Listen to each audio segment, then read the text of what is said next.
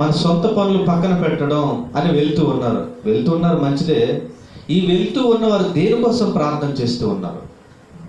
ఒక్కరంటే ఒక్కరైనా, ప్రభువా నా పక్కింట్లో ఉన్న నా స్నేహితురాలు, నాకు 30 సంవత్సరాల నుంచి స్నేహితురాలు, ప్రభువా ఈమెకి రక్షణ లేదు, తన భర్తకి రక్షణ లేదు, కుటుంబానికి రక్షణ లేదు, వాళ్ళని రక్షించు తండ్రి అని ఏ స్త్రీ అయినా ప్రార్థన చేయడం ఎప్పుడైనా విన్నారా?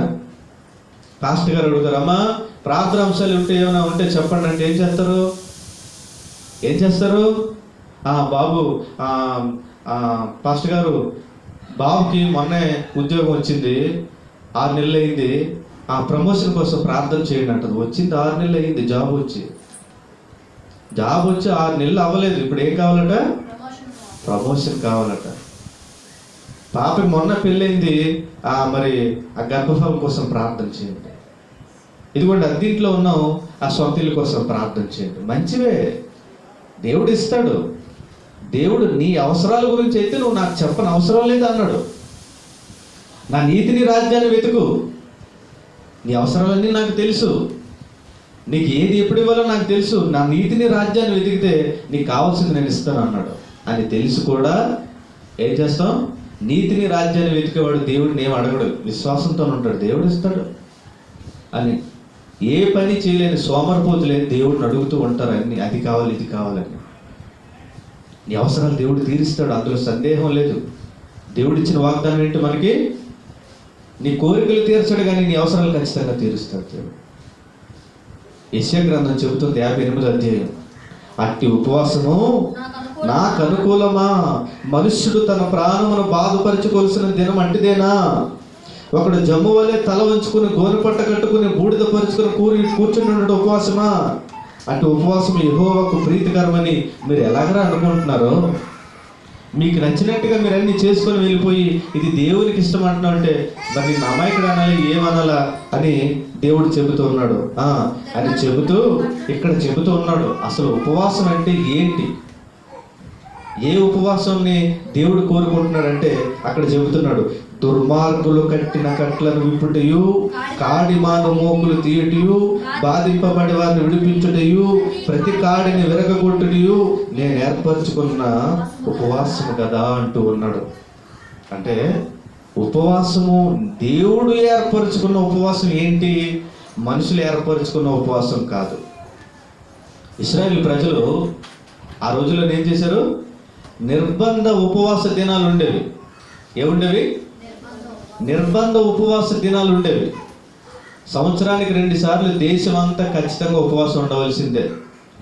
శాస్త్రులు పరిచయులు వాళ్ళు కూడా ఒక నిబంధన పెట్టుకున్నారు, మనం ప్రతి లక్షవారం ఉపవాసం ఉండాలి. వాళ్ళు లక్షవారం ఉండేవాళ్ళు, ప్రతి లక్షవారం మనం ఉపవాసం ఉండాలి. అందుకే ఎవరు సుంకరి శాస్త్రి ప్రార్థన చేసినప్పుడు సుంకరి ఏమైనా ప్రార్థన చేస్తున్నాడు?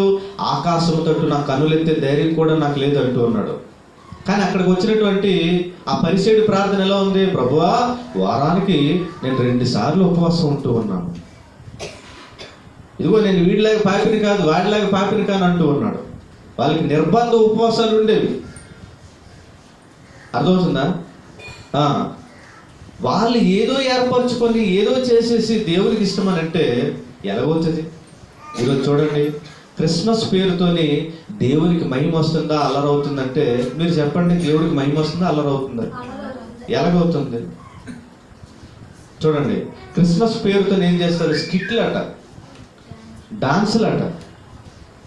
చిన్నపిల్లలు ఏదో వేశారంటే ఒక విధంగా ఉంటుంది, పెళ్ళైన ఆంటీలు అమ్మాయిలు వయసులో ఉన్న వాళ్ళు డాన్స్ చేస్తే చూసినాడు 2 చేతులు దండం పెట్టి, అమ్మ ఈవిడ ఎంత పవిత్రంగా డాన్స్ చేస్తుంది, ఎంత మంచి ఆవిడ ఈవిడ.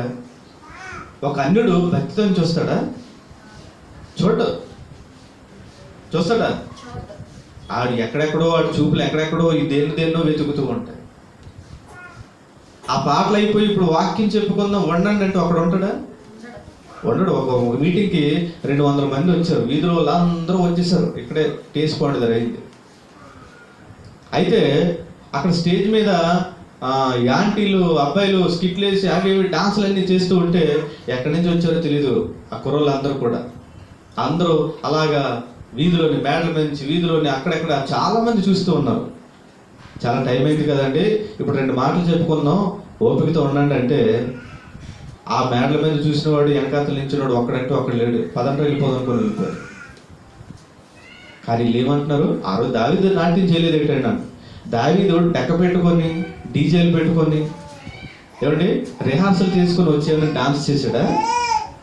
ఆత్మవశుడయ్యి దేవాలయానికి వెళ్ళేటప్పుడు ప్రార్థన చేశాడు, బట్టలు కూడా తన ఒంటి మీద మొత్తం అన్ని జారిపోయినా పట్టించుకోలేదు, అంత ఆత్మవశుడైపోయాడు.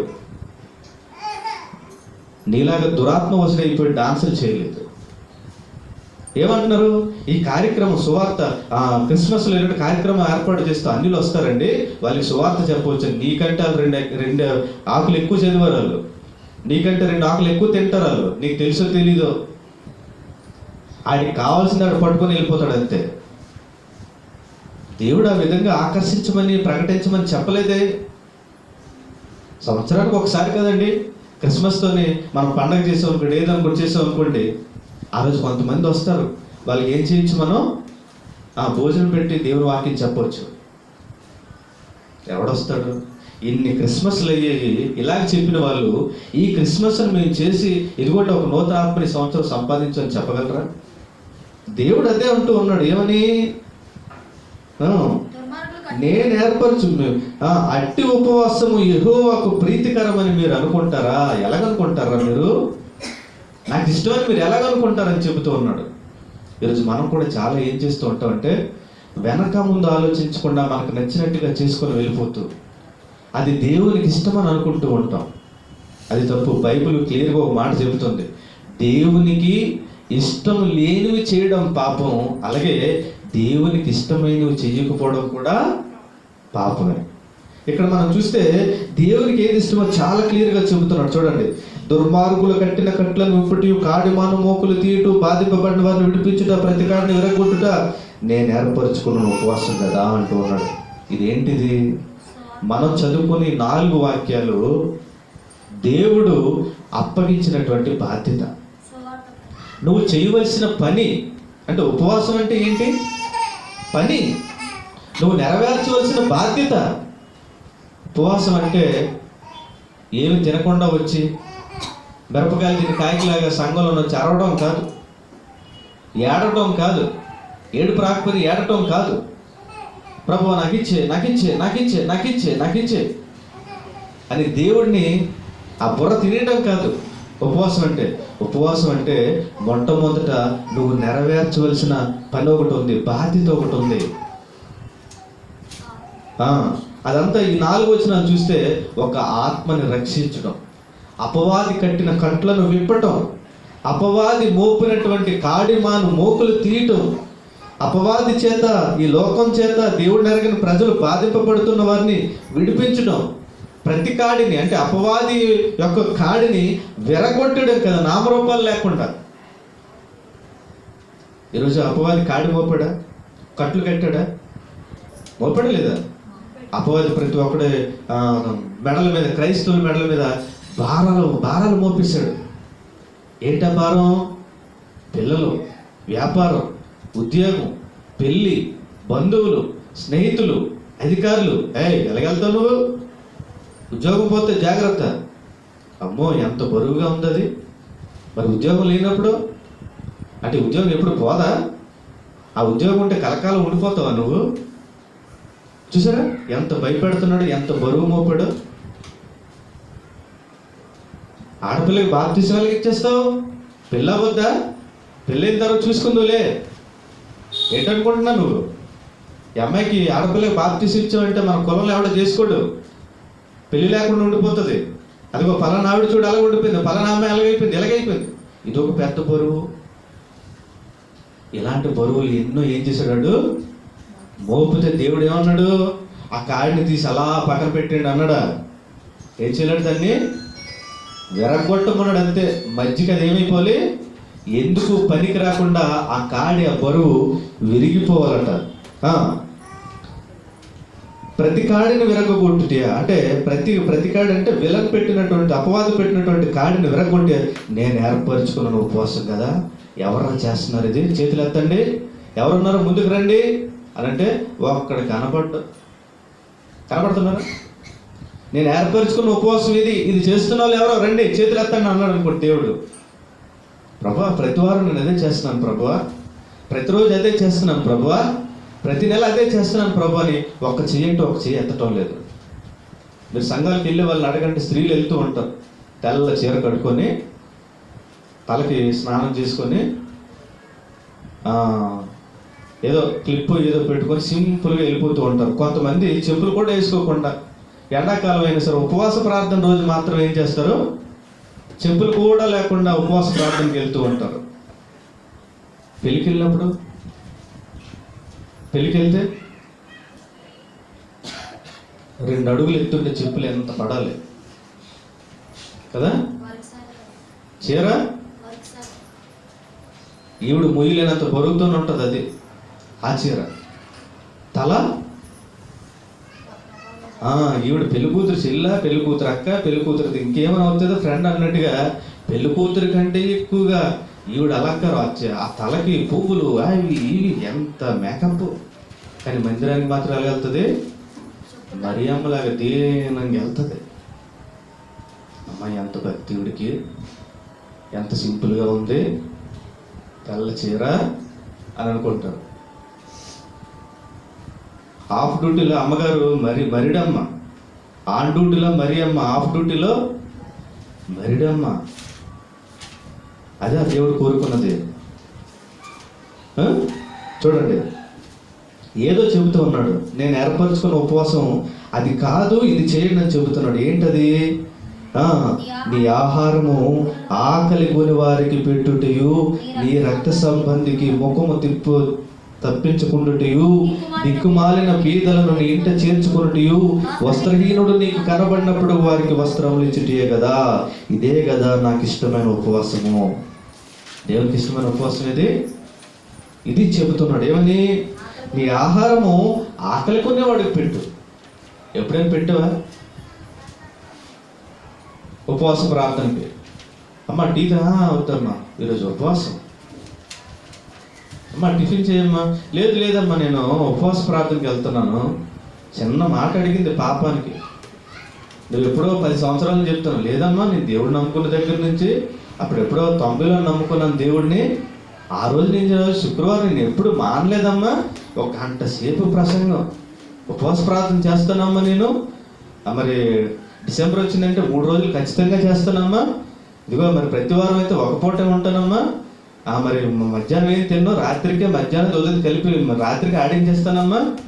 ఇంక ఎన్ని చెబుతావో. అడిగింది పాపానికి అడిగింది. అమ్మ టీ తాగుతావా అని.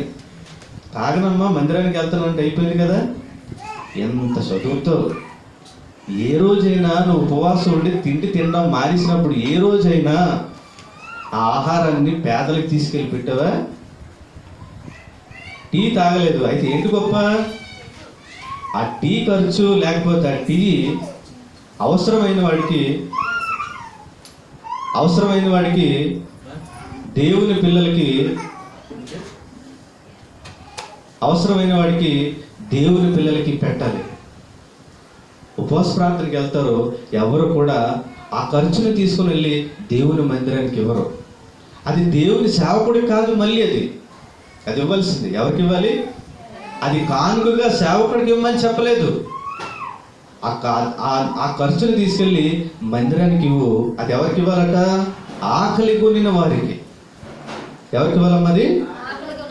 నీ ఆహారము ఆకలి కొని వారికి పెట్టు. మందిరానికి ఇవ్వకపోయినా ఈ డబ్బులు ప్రతి శుక్రవారం ఉపవాసం ఎప్పుడుంటే అప్పుడు మధ్యాహ్నం వరకు భోజనం చేయలేదా, ఉదయం టిఫిన్ చేయలేదా, ఉదయం టీ తాగలేదా, ఈ ఖర్చు ఎంత 30 రూపాయలు 40 రూపాయలు అవుతుందా? దాన్ని అలా పక్కన పెట్టు. అలా కూడబెట్టు, మెల్లిమెల్లిగా కూడబెట్టు. తిండి లేక అలమటించిపోయే వాళ్ళు నీకు ఎవరైనా కనిపిస్తే వాళ్ళకి మంచి భోజనం ఏదైనా తయారు చేసి లేకపోతే కొనేసి వాళ్ళ చేతిలో పెట్టు. మరలా డబ్బులు ఇవ్వద్దు. ఈ సిగ్నల్స్ దగ్గర అక్కడ అడుక్కున్న వాళ్ళు ఉంటారు. ఉదయం నుండి సాయంత్రం వరకు అడుక్కునే ఉంటాడు. ఇదిగో తినడానికి ఈరోజు ఖర్చులుగా 300 కలెక్ట్ అయిపోయింది వెళ్ళిపోదాం అంటాడా? అలా ఉదయం నుండి సాయంత్రం వరకు రాత్రి వరకు అలా దండుతూనే ఉంటాడు. ఏం చేయాలి? ఆకలి కొనేవాడికి ఆహారం పెట్టు. దేవుని సేవకులు, దేవుని పిల్లలు, సువార్థికులు, తల్లిదండ్రులు లేని పిల్లలు ఎంతో మంది ఆకలికి అల్లాడిపోతూ ఉన్నారు. నువ్వు ఇచ్చే 40 రూపాయలు అది దాని వారానికి దాచి ఆ 50 రూపాయలు నెలకు 200 అయితే సంవత్సరానికి ఎంత అవుతుంది? 2400 అవుతుంది. ఆ 2400 ఒక రేషన్ ఏదో కొని బాగా చూసి, ఇదిగో పలానా ఆయన సేవ చేస్తున్నాడు, పలానా ఆయన సువార్త చేస్తూ ఉన్నాడు, పలానా దేవుళ్ళని కొత్తగా వచ్చిన కుటుంబం తిండి తిప్పలకి ఇబ్బంది పడుతూ ఉన్నారు, ఇదిగోమ్మా దేవుని పక్షంగా మేము ఉన్నాం నీకు అని ఆ రేషన్ తీసుకెళ్ళి ఇస్తావా? దసరా చీట్లు వేస్తావు,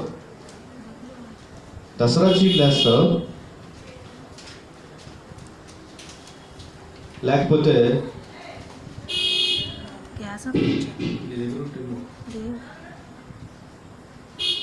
తీసుకొస్తా. మనం చూస్తే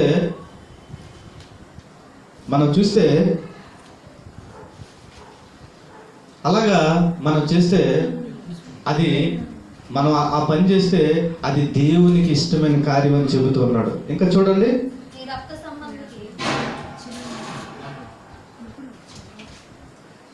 నీ ఆహారం ఆకలిగా ఉన్నప్పుడు నీ రక్త సంబంధికి ముఖం తప్పించుకోవద్దు. ఈరోజు పెళ్ళైన వెంటనే ఏమైపోవాలి? వేరే కాపురాలు పెట్టేయాలి. పెళ్ళైన వెంటనే అమ్మని, నాన్నని, బంధువులు, అన్ని తమ్ముడిని అందరిని వదిలేసి ఎక్కడికి వెళ్ళిపోవాలి? ఏంటంటే మళ్ళీ దానికి ఏదో పేరు పెడతారు, ప్రైవసీ ఉండాలి కదండి అని ఎక్కడో దూరంగా వెళ్ళిపోతాడు. నీ రక్త సంబంధులకి ఎప్పుడూ నీ ముఖం తెప్పొద్దు. నీ రక్త సంబంధులు ప్రేమించు, ఎందుకంటే నీ ప్రేమ వారికి క్షేమాన్ని తీసుకొని వస్తుంది. ఇంకా చూడండి, దిక్కుమాలిన బీదలను నీ ఇంట చేర్చుకో. దిక్కుమాలిన బీదల్ని నీ ఇంట్లో ఉంచి నీ ఇల్లే ఒక అనాథ శరణాలయం అవ్వాలన్నాడు. దిక్కుమాలి పేదలు నీకు స్తోమత ఉంటే, అంటే ఇవన్నీ కూడా నువ్వు చేయగలిగిన స్థితి ఉంటేనే. అప్పులు చేసి ఇంకేదో చేసి ఆ బలవంతంగా చేయమని కాదు ఇదంతా కూడా నేను చెబుతుంది. నీకు స్తోమత ఉంటే పేదల గురించి ఆలోచించాలి, పిల్లల్ని చదివించు, వాళ్ళకి ఒక షెల్టర్ ఇప్పించు, నీ ఇంట్లో పెట్టుకోగలిగే స్తోమత ఉంటే పెట్టుకో. లేకపోతే ఒక అనాథ ఎవరైనా కనిపిస్తే అనాథశాలలో ఉంటే వాడిని పోషించే బాధ్యత తీసుకో అని చెబుతూ ఉన్నాడు. ఇదంతా ఉపవాసం. వస్త్రహీనుడు నీకు కనబడినప్పుడు వారికి వస్త్రములు ఇచ్చుటయు ఇదే కదా నాకు ఇష్టమైన ఉపవాసం అంటూ ఉన్నాడు. చేస్తాం మనం? మన బట్టలు ఎలా ఉన్నాయి, మనం ఎలా ఉన్నా ఆలోచిస్తాం. వస్త్రహీనుడు కనిపిస్తే, దిగంబరులు కనిపిస్తే వాళ్ళ గురించి మనం ఆలోచించాం. బైబిల్ ఏం చెబుతుందంటే, ఒక మంచి సువార్థికుడు, ఒక మంచి బోధకుడు, ఒక మంచి విశ్వాసి రక్షణ లేని వ్యక్తికి ఆత్మకు కావాల్సింది ఏదో అది అందించాలి, అలాగే శరీరానికి కావాల్సింది ఏదో కూడా అది కూడా ఇవ్వాల్సిన బాధ్యత మన పైన ఉంది. కొంతమంది అంటారు, వాక్యమే ఇంపార్టెంట్, వాక్యమే మనం అందించాలి, చారిటీ కాదు చేయవలసింది అని అంటాడు. తప్పు. బైబిల్ అలా మాట్లాడలేదు. యాకోబు పత్రిక 2వ అధ్యాయం, యాకోబు గారు రాసినటువంటి పత్రిక 2వ అధ్యాయం 15-16 వచనాలు. సహోదరుడైనను సహోదరి అయినను దిగంబరులై ఆనాటికి భోజనము లేకున్నప్పుడు మీలో ఎవడైనను శరీరమునకు కావలసిన వాటిని ఇయ్యక సమాధానంగా వెళ్ళండి, చలి కాచుకోండి, తృప్తి పొందినని చెప్పిన ఎడల ఏం ప్రయోజనం అంటూ ఉన్నాడు. చూసారా ఏమంటున్నాడు? మీలో చదవండి మళ్ళీ. శరీరానికి కావలసింది అవసరమైనది ఏదో ఇవ్వడం మానేసి ఒకడు చలిలో గది వణికిపోతూ ఉన్నాడు. కప్పుకుందాం అంటే దుప్పటి లేదు, ఆడ ఒంటి మీద కనీసం ఒక టీషర్టే లేదు, ఒక షర్టే లేదు, ఒక టవల్ లాంటిది ఏది లేదు. అలాగ బస్ స్టాప్లో ఎక్కడ కూర్చొని అలాగ వణికిపోతూ ఉన్నాడు. ఆడి దగ్గరికి వెళ్ళి, నాయనా ఎందుకలా చెల్లు వణికిపోతున్నావు, నువ్వు చక్కగా మంట వేసుకోవచ్చు కదా, ఏంటి నువ్వు ఇంత అమాయకంగా ఉన్నావు, ఒక స్వెటర్ ఏదో కప్పుకొని ఉంటే, లేకపోతే ఒక రగ్గు ఏదో కప్పుకుంటే అంత చలి రాదు కదా, అలా వణికిపోతున్నావు అంటే ఆడికి ఎలా ఉంటుంది? ఆడికి ఆ మంట వేసి ఆ మంటలో నేను తగలబెట్టేస్తాడు. అంతేనా? ఒళ్ళు మండిపోదా? ఆకలితో ఉన్నోడికి వెళ్ళి సలహాలు ఇచ్చావు అనుకో, ఇదిగో పలానా దగ్గర మంచి టిఫిన్ ఉంటుంది, అక్కడ బిర్యానీ బాగుంటుంది, ఇక్కడ టిఫిన్ బాగుంటుంది, ఇక్కడ ఇడ్లీ బాగుంటుంది, సాంబార్ బాగుంటుంది అని అన్నాం అనుకో, అక్కడికి ఒళ్ళు మండిపోయి చెప్పుతో కొట్టేస్తాడు. దేవుడు ఏం చెప్తున్నాడు? ఒకడు నిస్సహాయ స్థితిలో ఉండేటప్పుడు సలహాలు ఇవ్వద్దు, చిరాకు వస్తుంది, సహాయం చేయి. ఒకడు నిస్సహాయ స్థితిలో ఉండేటప్పుడు సువార్త చెప్పొద్దు అడిగి. ఆ వ్యక్తికి ఫస్ట్ ఏం చేయాలి? నువ్వు సహాయం అందించు, తర్వాత సువార్త అందించు. శరీరానికి కావాల్సిన అవసరమైంది ముందు ఇవ్వు. ఆ రొట్టో, ఆ చలిమంటో, ఆ దుప్పటో, ఆ వస్త్రమో ఏదో ఇచ్చిన తర్వాత నీ మాట వింటాడు. నువ్వు సలహాలు ఇచ్చావు అనుకో, పొమ్మంటాడు. బాబు ఇలాంటి సలహాలు నువ్వు చెబుతాను కానీ మాకు తెలియదు ఏంటి, ఇక్కడ దయచేసి వెళ్ళిపో అంటాడు అనమాట. అర్థమైందా? శరీరానికి కావాల్సింది ఇవ్వాలి, అలాగే ఆత్మకు కావాల్సింది కూడా ఇవ్వాలి. చూడండి, ప్రకటన గ్రంథం 3వ అధ్యాయం 17వ వచనం, త్వరగా చదవాలి. ప్రకటన గ్రంథం 3వ అధ్యాయం 17వ వచనం. నీవు దౌర్భాగ్యుడును, దిక్కుమాలిన వాడును, దరిద్రుడును, గుడ్డివాడును, దిగంబరుడవై ఉన్నావని ఎరుగక నేను ధనవంతుడను, ధనవృద్ధి చేసుకుని ఉన్నాను. నీవు ధనవృద్ధి చేసుకున్నట్లు అగ్నిలో పొడము వేయబడిన బంగారమును నీ దిశమేలు సిగ్గు కనబడకుండానట్లు ధరించుకొనుటకు తెల్లని వస్త్రము, దిశమూల కనిపించకుండా తెల్లని వస్త్రము అంటే రక్షణ వస్త్రం. అర్థమవుతుందా? రక్షణ వస్త్రం ఎవడమైతే లేదో వాడు అవమానపరచబడతాడు, సిగ్గు నొందుతాడు అని బైబిల్ చెబుతోంది. చూడండి, మనం ఎప్పుడైనా ఒంటిని కప్పుకోకపోయినా మొలను కప్పుకుంటాం ఎవరైనా సరే, అంతే కదా? షర్ట్ లేకపోయినా పర్వాలేదు, ప్యాంట్ ఉండాలి, టవల్ ఉండాలి. ఆ టవల్తోనైనా పరిగెట్టి పారిపోమంటే పారిపోతాం. దిశమూల అవమానానికి గుర్తు. తెల్లని వస్త్రం నీ దిశమూల కనపడకుండానట్లు తెల్లని వస్త్రాన్ని ధరించుకో, కొనుక్కో అని చెబుతూ ఉన్నాడు. అది రక్షణ వస్త్రం. ఆ రక్షణ వస్త్రం మనమే లేని వారికి దయచేయాలి.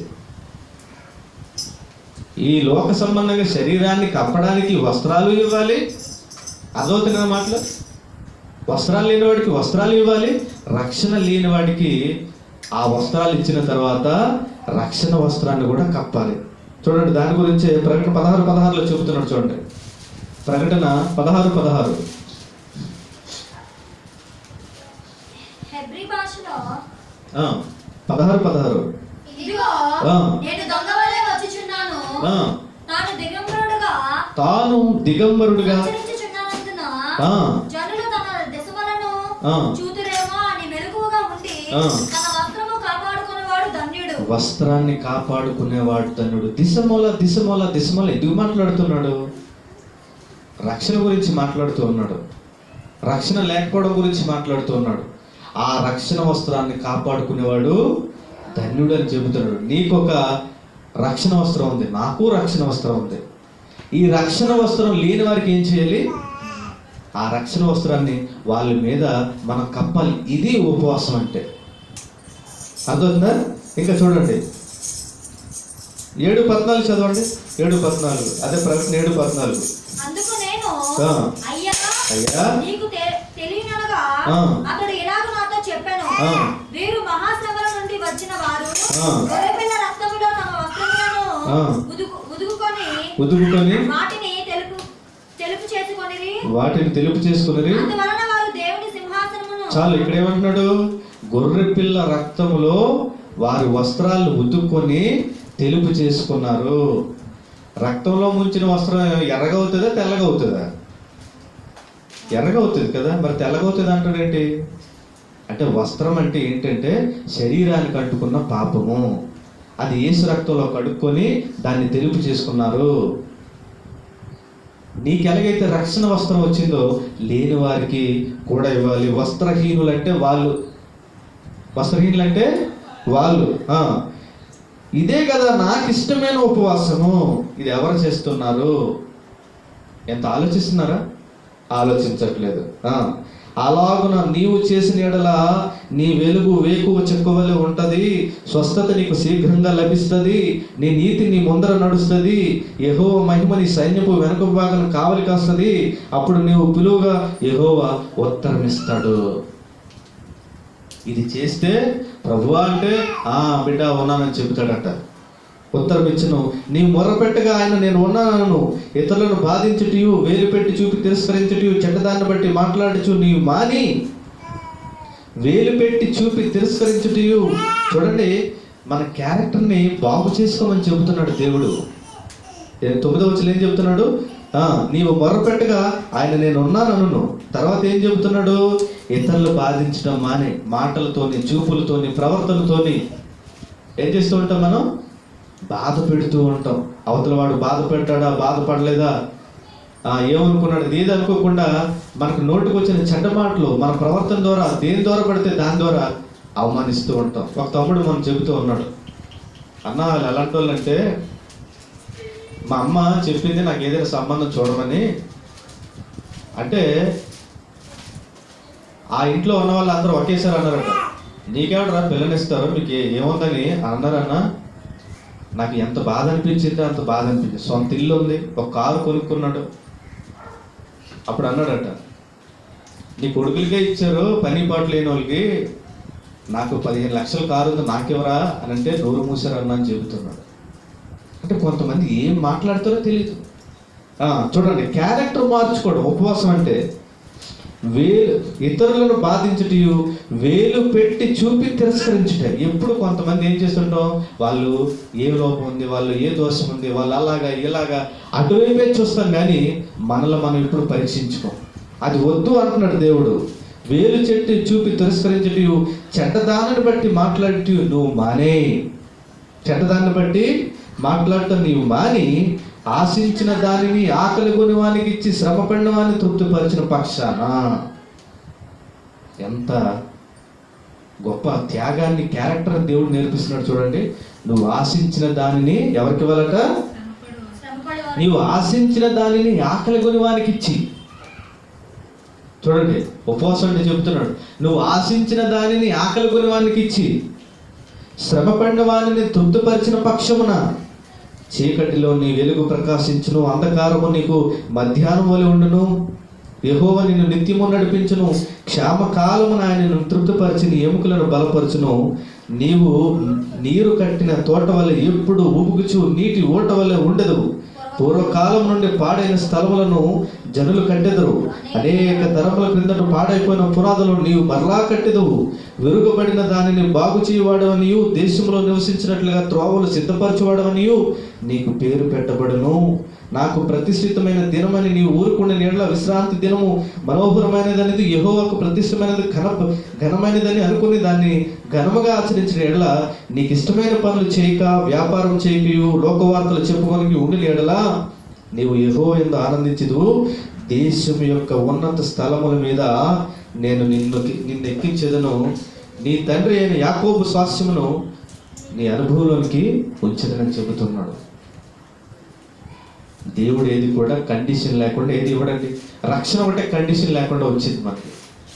రక్షణలోకి వచ్చిన తర్వాత దేవుడి దగ్గర నీకు ఏది రావాలన్నా సరే కండిషన్ సప్లై అంటూ ఉన్నాడు దేవుడు. చదివారు కదా ఇప్పుడు ఎంత మంచి విషయాలు చెప్పాడు. ఒకటి, నిన్ను నువ్వు మార్చుకోవడం ఉపవాసం, ఎదుటి వారి కోసం శ్రమపడడం ఉపవాసం, దేవుడు అప్పగించిన బాధ్యతను నెరవేర్చడం ఉపవాసం. ఈ 3 పనులు చేయి ప్రభువా అంటే నువ్వు ఏ సమయంలో పిలిచినా ఇక్కడ ఉన్నాను చెప్పు బిడ్డ ఏం కావాలి అని దేవుడు అంటాడు. ఎంత మంచి వాగ్దానాలు ఇచ్చాడు. ఊహించలేని జీవితాన్ని దేవుడు ఇస్తాను, ఊరే నీటి బొగ్గగా నిన్ను ఉంచుతానంటూ ఉన్నాడు. కానీ దురదృష్టం కొద్ది ఉపవాసం అంటే మనకుండే కోరికలు తీర్చుకోవడానికి మొరపెట్టుకోవడమే అనుకుంటూ ఉన్నారు. ఉపవాసం అంటే నీ గుణం మార్చుకోవడం, ఉపవాసం అంటే నీ బలహీనతలు విడిచిపెట్టడం, ఉపవాసం అంటే 10 మందికి నీ జీవితం ఉపయోగపడడం, ఉపవాసం అంటే దేవుడిని సంతోష పెట్టడం, దేవునికి ఇష్టమైన కార్యాలు చేయడం అని చెబితే మనం అది దేవుడి చేతిలో లిస్టు పెడతాం. ప్రభు అడగమన్నావు కదా అడుగుతున్నాను, అడిగితే ఇస్తానన్నావు కదా, తడితే తీస్తానన్నావు కదా, సంవత్సరం నుంచి తప్పాలి తలుపు బాగుతున్నాను ఇంకా ఏమిటి. దేవుడు అంటున్నాడు అది కాదు నాకు ఇష్టమైన ఉపవాసం. మార్చి ఏప్రిల్లోని మన సిటీలోని ఒక సంఘం ఉపవాస ప్రార్థన పెడుతుంది. ఎవరి కోసం అంటే 10th క్లాస్ పిల్లల కోసం, ఇంటర్మీడియట్ పిల్లల కోసం. వాళ్ళు ఏం చేస్తారట, ముందుగా మీ పేర్లు, హాల్ టికెట్ నెంబర్లు వాళ్ళకి ఇచ్చేస్తే మీరు వెళ్ళినా వెళ్ళకపోయినా మీకోసం వాళ్ళు ఉపవాస ప్రార్థన చేస్తారు. ఆ ఉపవాస ప్రార్థన చేసి వాళ్ళు ఏం చేస్తారు, మీకు ప్రార్థన చేసి ప్రార్థనలో ఉంచిన పెన్నులు, ఆ పెన్నులు నీకు ఇస్తారు. దాంతో రాస్తే నువ్వు పాస్ అయిపోతావు. చూడండి, ఆ ఆఖరికి ఉపవాస ప్రార్థన ఎలా తయారైంది, ఇలా తయారైంది. ఉపవాస ప్రార్థనలో ఆత్మల భారం, మారు మనస్సు, మంచి గుణం, ఇలాంటివన్నీ ఉంటే ఇవి కూడా ఎవరికి కనిపించలేదు. పాస్టర్ గారు నాకు ఈ బాధ ఉందండి, ఈ సమస్య ఉందంటే 3 వారాలు ఇంట్లో ఉపవాస ప్రార్థన పెట్టే దేవుడికి అది లంచమా? ఎక్కడైనా చెప్పాడా?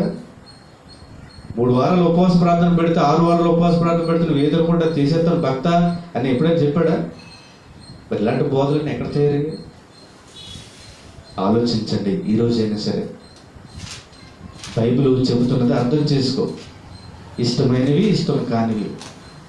ఇష్టం కానిది చేయడం పాపం. ఆ పాపానికి వచ్చే జీతం మరణం, నిత్యాగ్ని దండన. ఆ పైన నీ ఇష్టం. ప్రార్థన చేసుకుందాం.